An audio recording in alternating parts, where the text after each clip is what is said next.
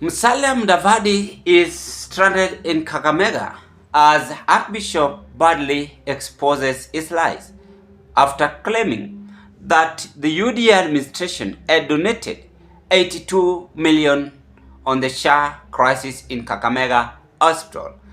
Instead of this 82 million, shockingly, it was 9 million, which UDA administration secured, as now Mudavadi's word is really circulating in social media as clergies in Western region badly chasing him away because he is a pathological liar in the country.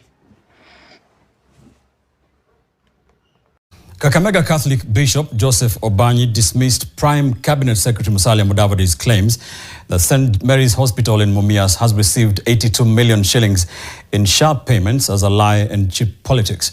The clergyman says the facility has only received 9 million shillings for services provided over the past 10 months, which is 9 times less than what Mudavadi claimed.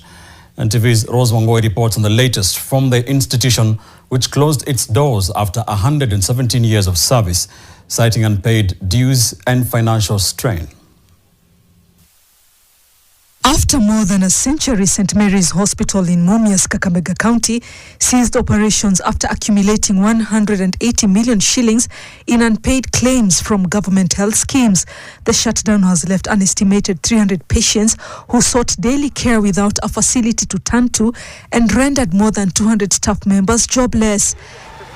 Speaking on Thursday in Malava constituency during a burial ceremony, Prime Cabinet Secretary Musalia Mudavadi raised alarm over what he described as questionable financial claims filed by St. Mary's Hospital in Mumias under the Social Health Authority SHA. Hospitali hiyo imelipwa 82 million shillings out of the 117 million Kenya shillings. If they want to argue, we are ready to produce evidence how much they received in November last year, in December, everything. I have it even on my phone here. Naweza soma sahi. Kwa hivyo kama wamefanya mismanagement katika hiyo hospitali, wasiletee taifa nzima.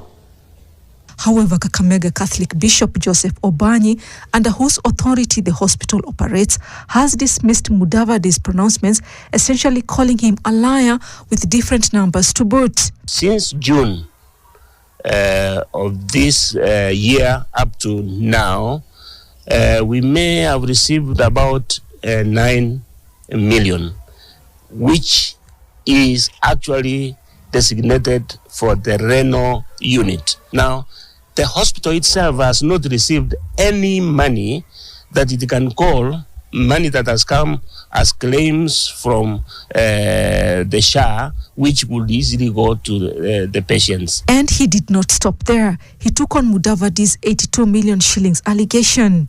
So talking about 82 million that has been dispersed and then the hospital is still closed is cheap, pure politics.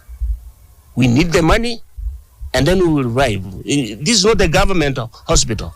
It's a mission hospital that serves the poor people. So we cannot make politics out of the poor people. You can't blame me for suspending. If I can't pay you now, how do I keep you in the job?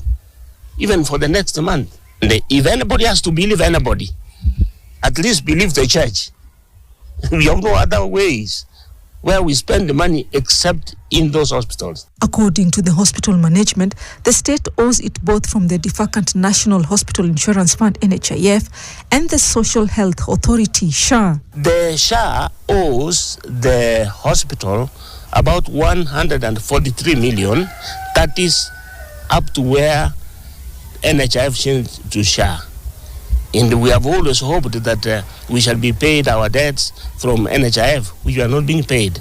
What has been processed so far by SHA up to now is 39 million. You know, now there is the claim that there are certain verifications that need to be done. The Catholic Church-run facility has long been a referral point for patients from Mumias, Butere, Busia and parts of Bungoma. Bishop Obanyi claims delayed government payments have systematically strangled the institution. The government is facing mounting pressure to tighten oversight in the rollout of the Social Health Authority amid theft and related scandals being exposed every now and then. Health Cabinet Secretary Aden Duale says he will not be intimidated by alleged cartels, who he says have made SHA a cash cow. I'm claiming the Ministry of Health. And what you are seeing, if you are told when you shift to a new house and you want to clean, and there's a lot of dirt, there is a lot of dust. So what you are seeing is the dust.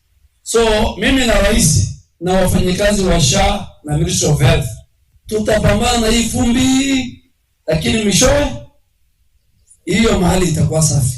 Duale did not specify or substantiate the person whose hospital he has shut down. His father accused some facilities of withholding key evidence on SHA transactions to undermine the scheme.